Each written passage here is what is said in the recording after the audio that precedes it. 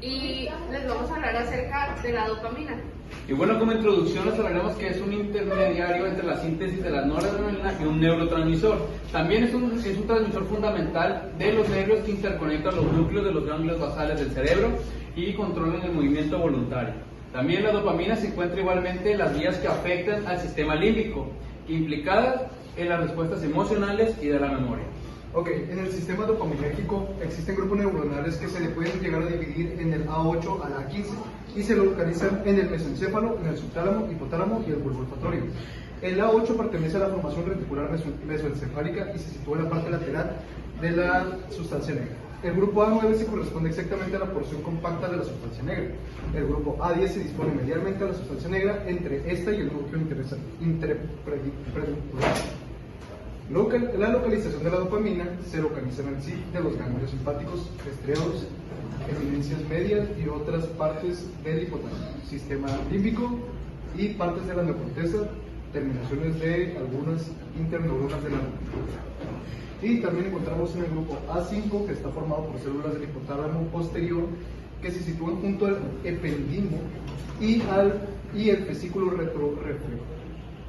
Corresponde al núcleo arcuato del hipotálamo. Y el grupo A13 está integrado por algunas neuronas de la zona incierta. El grupo A14 está formado por neuronas del hipotálamo anterior situadas prostralmente al núcleo arcuato. Y el A15 lo constituyen neuronas periglomerulales del bulbo raquídeo. Y la localización de la dopamina es en las células simple, los ganglios simpáticos, estriados, eminencia media y otras partes del hipotálamo. Sistema límbico, viene siendo que son. Sistemas moduladores. El cerebro presenta varios sistemas moduladores con conexiones centrales difusas, aunque difieren en su estructura y su función. Los principales sistemas moduladores del cerebro difieren desde el punto de vista anatómico y bioquímico. Los distintos sistemas utilizan noradrenalina, serotonina, H5-hidroxitropatamina, dopamina, ACH o histamina como su neurotransmisor. Y bueno, siguiendo con el tema de sistemas moduladores, aunque las neuronas contienen dopamina, están dispersas por todo el sistema nervioso central. Dos grupos de células dopaminérgicas íntimamente relacionadas tienen las características de los sistemas moduladores difusos, se dividen en dos mayormente. La sustancia negra del mesencéfalo, que proyecta el cuerpo estriado, parte de los ganglios basales y facilita el inicio del movimiento voluntario. Tenemos el área tegmental ventral del mesencéfalo, el cual inerva la parte del prosencéfalo que abarca la corteza profrontal y parte del sistema límbico. En cuanto a las vías dopaminérgicas, vamos a encontrar principalmente cuatro, las cuales se van a encontrar en el sistema nervioso central. La primera, la nigroestriatal. Esta empieza en lo que viene siendo la sustancia negra y va a terminar en el núcleo estriado.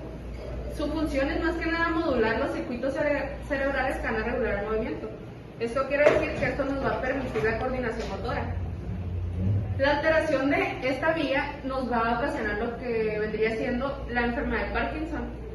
Esta enfermedad es producida por la degeneración o muerte de las células dopaminérgicas y que ocurre en la sustancia negra, y es por eso que la enfermedad de Parkinson va a tener lo que viene siendo temblores y rigidez, porque esta vía es lo que controla ese movimiento. Continuamos con la vía mesolímbica. Esta va desde el tegmento ventral hacia el núcleo accumbens.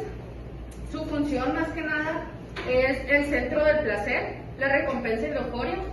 Aquí lo que va a pasar es que la persona va a sentirse motivada y va a realizar muchas cosas. También encontramos la vía mesocortical, la cual va desde el tegmento ventral hacia la parte de la corteza prefrontal. Aquí se va a regular lo que viene siendo el pensamiento, la personalidad, la articulación de palabras, el juicio y el raciocinio. Tanto la vía mesolímbica como la mesocortical son muy importantes porque la alteración de ellas va a producir la esquizofrenia. Vamos a encontrar dos tipos de síntomas en la esquizofrenia, que son los síntomas positivos, como por ejemplo los delirios y alucinaciones, que estos van a ser comandados por lo que viene siendo la vía mesolímbica. En cuanto a los síntomas negativos, vamos a encontrar, por ejemplo, el lamento social, el déficit cognitivo, el trastorno de personalidad, el déficit de vocalización, etc. Y estos van a ser comandados por la vía mesocortical. Por último, vamos a encontrar la vía tuberoinfundibular, la cual abarca desde el hipotálamo hacia el infundíbulo, que la vamos a encontrar en la hipófisis. Y esta es muy importante porque su función va a inhibir la prolactina. Y cabe mencionar también que la dopamina es el inhibidor fisiológico de la prolactina. Siguiendo un poco con la temática, vamos a hablar un poco de la forma química. Directamente vamos a especializarnos o ser exclusivos a mencionar la dopamina, ¿no? Pero en este caso hay que mencionar cuál es el precursor inicial de todo lo que sabemos que es la dopamina, ¿no? En este caso tenemos la fenilalanina, que lo tenemos por acá y esta es su forma química. De igual forma pasa por ciertos procesos químicos en el cual depende cuál enzima actúe sobre este, es el efecto que tendrá.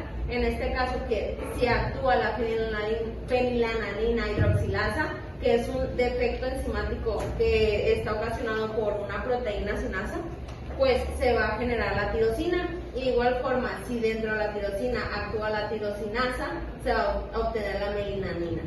Pero bueno, esa es una de las formas químicas, ¿no? Pero la que nos interesa es hacia abajo, ya que si nosotros a la tirosina le actuamos o le ponemos tirosina hidroxilasa, obtendremos dos caminos a seguir, ¿no? En este caso es la dopa y también el ácido homogenísico. En este caso, en las dopas, pues lo que sigue de esto son las catecolaminas. ¿Cuáles son las catecolaminas? Pues directamente es la dopamina, la noradrenalina, la adrenalina. Y acá, por ejemplo, podemos ver el ejemplo de todas las catecolaminas y cómo aquí está el camino, nada más explicarlo mejor en la siguiente diapositiva, que es cómo se da la síntesis de las catecolaminas en el interior de la célula. Pues primero va a actuar la primera enzima de la vía, que es la tirosina hidroxilasa, la cual es la que va a convertir la tirosina a la L-dopa. Esta va a limitar la velocidad de la síntesis global y obviamente pues esta enzima se localiza en el citosol de las células de la médula suprarrenal, que es donde se da la conversión, ¿no? Pero pues también se puede encontrar en las terminales nerviosas simpáticas y también en algunas otras células especializadas del sistema nervioso central. Seguido de esto va a actuar una enzima citosólica, que es la aminoácido descarboxilasa, que es la que va a convertir el L-dopa a dopamina. Seguido de eso, se va a utilizar un intercambiador de catecolaminas, que también se le llama transportador vesicular de monoaminas tipo 1, el cual va a hacer que la dopamina se traslade la dopamina hacia el interior de los gránulos cromafines, ¿no? Después de eso, va a actuar la beta hidroxilasa, la cual va a descarboxilar directamente la porción beta.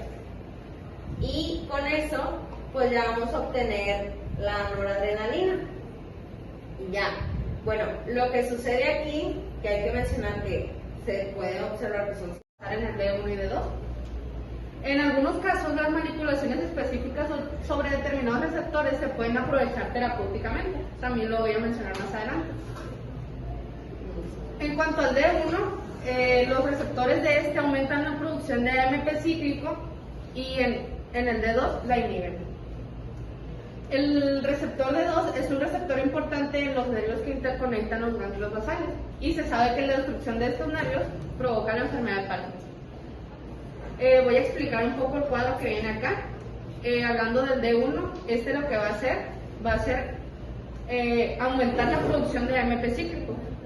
Por su parte, el D2 va a inhibir la producción de AMP cíclico, pero además va a aumentar la conductancia de potasio y va a disminuir la conductancia de calcio. Al igual, los fármacos antipsicóticos como las fenotiacinas y el haloperidol tienden a inhibir los receptores de tipo 2 y lo que sugiere que la actividad excesiva de la dopamina pueda ser una causa importante de los síntomas de la esquizofrenia. Bueno, siguiendo con el tema, vamos a hablar un poco acerca de las funciones de la dopamina. En este caso, pues ya mencionamos que es un neurotransmisor súper importante, ya que interconecta los núcleos de los ganglios basales con el cerebro y también controla el movimiento voluntario, el inicio del movimiento voluntario como tal. En este caso también, como ya se comentó, la dopamina hipotalámica es un inhibidor de la liberación de prolactina desde la hipófisis y se ha implicado en sistemas neuronales que actúan de mediadores de refuerzo de recompensa, así como en aspectos de adicción a drogas, en trastornos psiquiátricos y en concreto a la esquizofrenia, que se tratará un poquito más adelante. Tasas involucradas en la dopamina. La retroalimentación por parte de T4 y T3 por la liberación del TSH también puede ser sometidas al control de la somastatina y la dopamina, que viajan desde el hipotálamo hasta las células tirotropas a través de los vasos portales.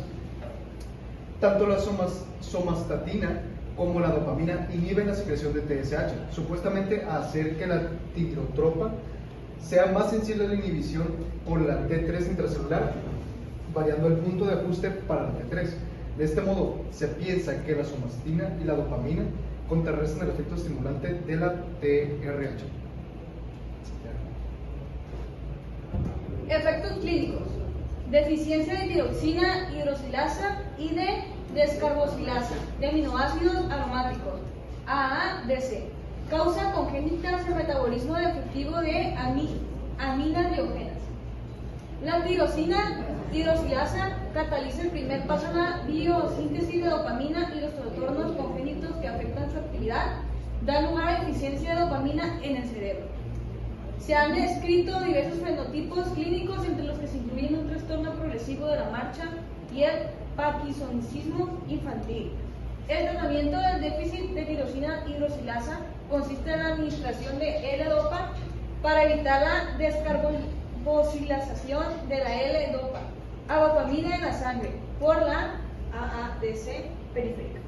Junto con ello se administra un inhibidor que no afecta la actividad del AADC cerebral. La concentración sérica de las hormonas pueden apuntar hacia una deficiencia central de neurotransmisores, prolactina y dopamina. La dopamina hipotalámica es un inhibidor de la liberación de prolactina desde la hipófisis. En consecuencia, a un déficit grave de dopamina central puede dar lugar a elevaciones en la concentración sérica de la prolactina. Efectos clínicos. La pérdida de un transportador de dopamina conduce a un cuadro clínico que sugiere una deficiencia de la misma, ya que estas concentraciones elevadas de ácido homovanílico en el líquido cefalorraquídeo constituyen un indicador claro de la déficit de dopamina. En este trastorno también puede estar aumentado la prolactina sérica. Desde un punto de vista clínico, los pacientes con mutaciones del transportador de dopamina pueden manifestar distonia parkinsoniana asociada a un trastorno del movimiento ocular de rasgos piramidales. Y bueno, como tercer efecto clínico, los factores secundarios que simulan trastornos de neurotransmisores, conforme se van caracterizando más mutaciones genéticas en trastornos neurometabólicos o neurodegenerativos, va haciéndose evidente que pueden tener consecuencias negativas secundarias sobre los neurotransmisores. Un ejemplo es el deterioro mitocondrial, con la pérdida consiguiente de disponibilidad de ATP cerebral. Cabe destacar que las mutaciones que afectan al metabolismo mitocondrial o lisosoma se asocian al parkinsonismo, que es un estado de deficiencia de dopamina. Esto puede limitar el empaquetamiento de neurotransmisores como la dopamina en el interior de las vesículas, acelerando el metabolismo. Continuando, en cuanto a la dopamina, también tiene una acción natriurética significativa. ¿Cómo? Bueno, pues en las células del tubo utilizan la y aminoácido descarboxilasa para transformar la I-dopa circulante en dopamina. La dopamina provoca vasodilatación renal que aumenta la excreción de sodio. Inhibe directamente la reabsorción de sodio en las células tubulares y además existen receptores de dopamina de 1 en la corteza renal, donde dan lugar a un aumento del AMP cíclico. El resultado es una inhibición del transportador apical intercambiador 3 de sodio electroneutro en el túbulo proximal y una inhibición de la bomba de sodio-potasio basolateral en varios segmentos tubulares. En el ser humano, la administración de dosis bajas de dopamina produce natriuresis. ¿Y qué es esto? Bueno, la natriuresis es el proceso de excreción de sodio en orina a través de la acción de los riñones. Bueno, siguiendo ahora vamos a hablar nada más de enfermedades. En este caso, pues la más característica de dopamina, pues podemos decir que es enfermedad de Parkinson y es una enfermedad progresiva de causa desconocida que se inicia entre los 45 y 55 años. Que de hecho ahorita vamos a ver algunos parkinsonismos, los cuales sí se sabe directamente cuál es su origen. En este caso se asocia con una degeneración neuronal de la sustancia negra del mesencéfalo y en menor grado en el globo pálido putamen y el núcleo caudado. Obviamente esto se da ya que la degeneración de las neuronas de la sustancia negra que envía sus axones al cuerpo estriado da lugar a una reducción de la liberación del neurotransmisor dopamina dentro del cuerpo estriado. Y bueno, ¿cuáles son los signos o síntomas? Pues tenemos que es un temblor, ya que es el resultado de una contracción alternante de músculos agonistas y antagonistas. También rigidez, que obviamente está causada por lesiones en las motoneuronas superiores y se presenta con la misma intensidad en los grupos musculares opuestos. También tenemos que da bradicinesia, ya que existe una dificultad para iniciar y llevar a cabo nuevos movimientos, alteraciones de la postura, ya que ellos normalmente se van a encontrar de pie encorvados y sus brazos van a estar plegados. Y hay que mencionar algo muy interesante, que no existe pérdida de la potencia muscular, pero tampoco hay pérdida de sensibilidad. Bueno, un poco nada más para mencionar acerca de esta enfermedad es que ya se dijo que dentro de la enfermedad de Parkinson hay parkinsonismos, los cuales sí se sabe directamente cuál es su origen. En este caso tenemos el parkinsonismo iatrógeno, el cual se da directamente como un efecto secundario de una situación farmacológica. Bueno, nada más para mencionar, dentro de la enfermedad de Parkinson también hay unos parkinsonismos, los cuales sí se sabe directamente su origen, como puede ser el posencefalítico, el cual se dio después de un brote de encefalitis, el cual se dio en el año de 1916 a 1917, que fue dado, o más bien causó un daño directamente en los ganglios basales. También tenemos uno iatrógeno, el cual se da por el uso de un medicamento particular, el cual pues también genera parkinsonismo, pero derivado del uso de un medicamento. Y de igual forma, pues ya se mencionó que el tratamiento directamente del Parkinson puede ser la aplicación de L-Dopa. ¿Por qué? Porque no aplicar directamente dopamina en los individuos.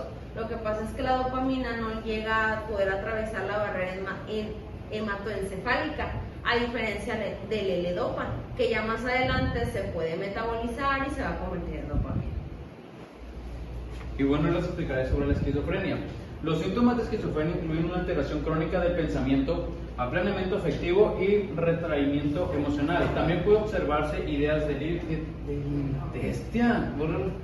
Y bueno, ahora veremos esquizofrenia. Los síntomas de esquizofrenia incluyen una alteración crónica del pensamiento, aplanamiento afectivo y retraimiento emocional. También puede observarse ideas delirantes, paranoia, alucinaciones auditivas. La investigación clínica ha demostrado que los peores síntomas de la esquizofrenia se reducen si se bloquean los receptores límbicos de dopamina mediante fármacos. Por ejemplo, la administración de fenotiazina bloquea los receptores de dopamina en el sistema límbico.